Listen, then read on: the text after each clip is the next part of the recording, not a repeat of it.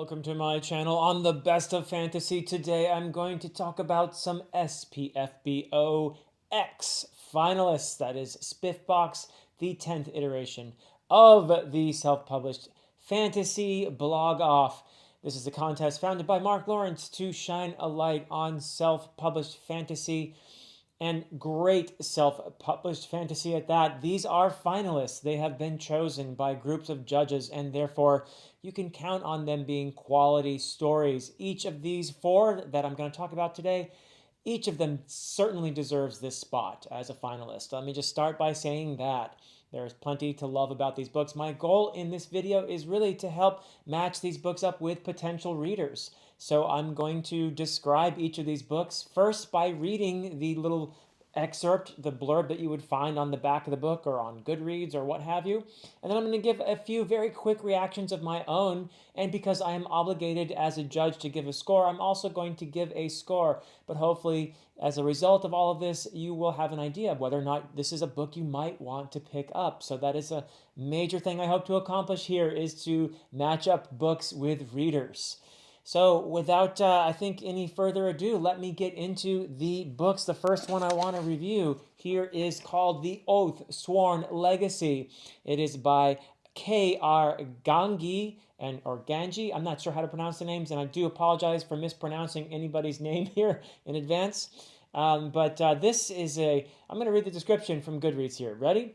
Raleigh and Balin make a living the only way they know how, protecting the people of Centrum by slaying the dark things that stole their childhood, monsters and everything evil. Though the work never ends and there's plenty of coin to go around, Raleigh and Balin discover a sinister secret hidden deep within the crevices of Centrum's past. Centuries of lies and deceit unravel before them, and they soon shift from mere mercenaries to a force that will last generations. At least, that's their hope. Dwarves in the west, Rotmen in the north, elves in the east, and a tyrant king ruling with an oppressive fist. Raleigh and Balin balance on the precipice of total chaos. Will everything they've accomplished be enough to save them from the shadows rising, or will a plot that's generations old finally drag everything into the abyss? Now, The Oathsworn Legacy is not a short book by any means, but it is highly episodic in its structure. In other words, each chapter reads much like a short story, but they are interconnected, and the narrative becomes more and more cohesive and also more epic as the book goes on, with the second half, I think, being the best, the most compelling in terms of storytelling. There's also, though, a sort of frame narrative, if you will, with these little kind of epigraph-like paragraphs at the beginning of some chapters by SP. And I love these because they do introduce some thought into what is otherwise a very dark and bloody fantasy with lots of action. So if that is your thing, this definitely has that. It is bleak and it is grim, but there are elements of found family. There's definitely heroism, there's sacrifice, family, and community, as well as some humor in there. So that's a great little added touch as well. There's a sort of mercenary and monster hunting elements that are very reminiscent for me of the Witcher short stories, especially with the monsters that can actually sometimes elicit pity in the reader. So the kind of who are the real monsters here sort of theme, I guess. But there's a lot of fun in here. It's a nice little take on, I think, a lot of you'll recognize a lot of these monsters if you're a D&D player, that sort of thing. Monsters and traditional fantasy races, if you will. Also, the orphaned brothers, Balin and Raleigh, the protagonists, are, I think, sometimes a bit like Locke and Jean from the Gentleman Bastards sequence by Scott Lynch, with their witty banter. And this is where a lot of that humor comes in. So there's also some colorful supporting characters in here along the way. So overall, I would call this book, it has a really solid writing. The writing definitely serves the story. And I'm going to give this a score of 7, which for me is a very good book indeed. And next we have Gates of Hope. This is book 1 of the Illyrian Gates by J.E. Hannaford. Here's the description from the book itself. The Watcher shattered the gates. Now hope must arise from the shards. 500 cycles ago, the Watcher closed the gates between the world of Laius and its moons to end a war. Since then, magic has been hidden, relegated to childhood tales. On the outer moon of Tebine, any human showing magically aligned traits would sentence their entire community to death at the hands of the native Aldrin overlords. For Aldrin are immortal, and their memories are long. Even peace is transient, and on Laius invasive monsters are encroaching on Caldera, leaving Darren and his bonded moonhound to face nightmares made real. As the creatures spread their wings, Surin's father is injured, and she must delve deep into the secrets of the Black Palace to try and save him. Alyssa's magic could not have bloomed at a worse time on Tebine, as the Aldrin are roused, and now she must run to save everyone she loves. Far more than the fate of their loved ones is at stake, but will any of them see it in time? Now, I would call Gates of Hope a slow burn space fantasy of a sort. It's a bit difficult to categorize, but it is book one of a series, and it does a lot of setup, and it does it really, really well, in my opinion. You get to know these three protagonists, four if you include Star, the Moonhound, which I would do, being a fan of Star at this point. But it especially does some world building. This book has world. If you love world building, this is, by the way, complete with space dragons. How cool is that? Also, I would say these are Sandersonian levels of attention to flora and fauna, and also the magic. It is Sandersonian in the sense that it is quite intricate and laid out, and it plays a pivotal role in the story's plot as well. So it is enmeshed and woven into the plot very nicely. We get immersed as readers in a world that is lovingly portrayed. At the cost of pace, I would say at times. Some readers might find this to be, as I said, a slow burn, and that's not necessarily a bad thing if you like that. But the writing really is so good that I'm confident there will be payoff if you invest in that slow burn, especially in the future books, because this is book one of a series. It's a setup book. I see it that way. So a patient reader is definitely going to get a lot from this series, I predict. Yeah, and also in terms of the level of the grit and the darkness, I would say it's similar to Sanderson as well. It's not too gritty. It doesn't revel in the muck, that sort of thing, but there is definitely hardship and trauma and that sort of thing. So yeah, I'm going to give this one a score of 8, which again, really great book. And next we have Runelight. This is book one of the Enigma Lights by J.A. Andrews. And I'm going to read the excerpt first here, the blurb. Kate thought finding the puzzle box would give her all the answers, but it only holds far more desperate questions. Kate is a keeper, a storyteller, magic wielder, and research, but a single mystery has evaded her all her life. What happened on the tragic day when two strangers stole not only the puzzle box that hummed with magic, but so much more? She and her brother Bo have searched for 20 years with no luck, until then a surly elf shows up on the hidden doorstep of the keeper's stronghold with that same Enigma box, and a message that Bo has disappeared. Kate needs a guide back to Ven's homeland to search for him, and Ven needs to find him for reasons of her own. Reasons she refuses to explain. Despite their mutual distrust, Kate and Ven form a grudging alliance, somewhere in the midst of infiltrating dwarven tunnels, discovering the secrets of the Enigma box, and stumbling onto shocking ancient relics. The alliance shifts to friendship. But as the search for Bo grows increasingly dangerous, they uncover a complex plot woven through centuries, devastating not just individuals, but entire empires. And even working together, the inexplicable forces standing against them may be too much. Half treasure hunt and half rescue mission, this epic fantasy adventure is a tale of puzzles, mysteries, and the kinds of friendships, both old and new, that shape the soul.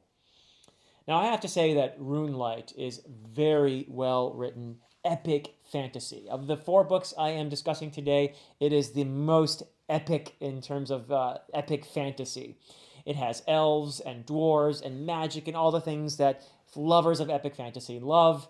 And it begins with some fairly serious childhood trauma that is wrapped in the greater mystery of of the story, and also with the emergence of Kate's magic. And as the blurb indicated, she becomes a very highly motivated keeper. These magic users, keepers of lore, that sort of thing.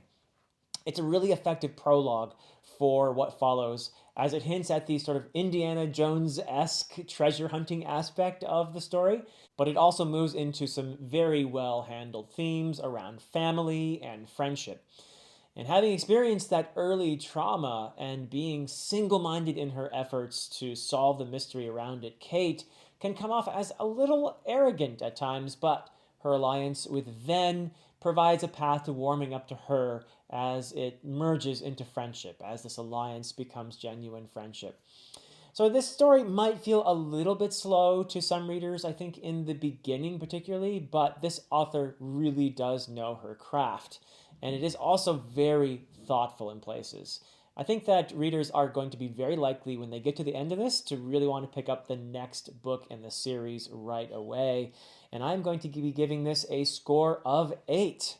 And finally, we have Wolf of Withervale, the first book in the Nos saga by Joaquin Baldwin.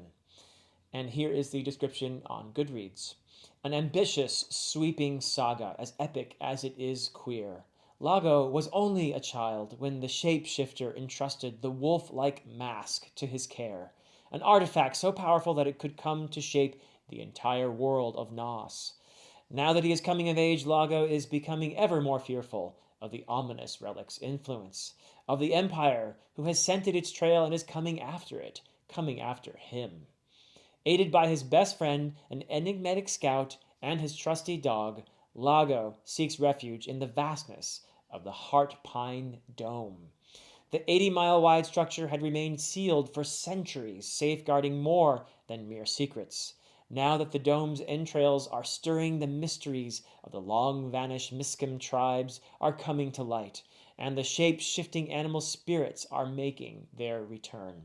Powers untold hide behind the blinkless eye holes of the canid mask, powers that could tip the balance in the war.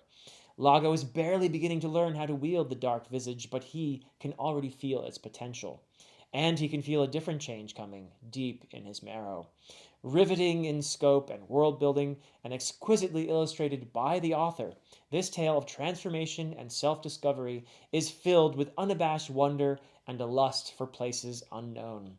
A profoundly queer adventure that explores sexuality, our connections to other species, unconventional kinds of love, and the very nature of consciousness. So I'm going to start with what I think is the biggest thing, a huge plus in terms of Wolf of Withervale, and that is the world building. There is clearly a lot of love put into the creation of this world, and the book contains some great art by the author. I believe that the cover was made by someone else, but all the art that appears inside, the visuals, just really impressive and a great part of the immersion in the story. So definitely, if you're a fan of extensive world building, it's a brilliant aspect of this. My favorite aspect of that world building is probably the magic, especially the shape-shifting aspect of this.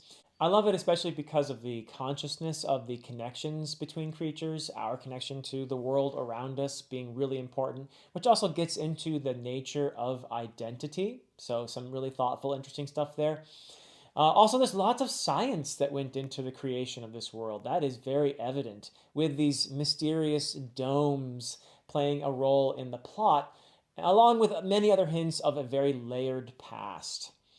And now, as often is the case, when you do have extensive world building like this, it can slow down the pacing, and that definitely happens here in places, I would say. Also, heads up to anyone who prefers the fade to black approach to sex scenes. And there is also, I think it bears mentioning, it is consensual, but it is a sexual relationship with a very large age gap, with one of the two being more or less a kind of mentor type figure. So that is, I think, worth shouting out. There are some trigger warnings at the beginning of the book as well. that the author has included. My personal favorite part of the character work was the relationship between Lago, the protagonist, and his best friend, Alea, whose name I was mispronouncing in my head as Alaya until the story actually told me how to pronounce it correctly. So thank you for that.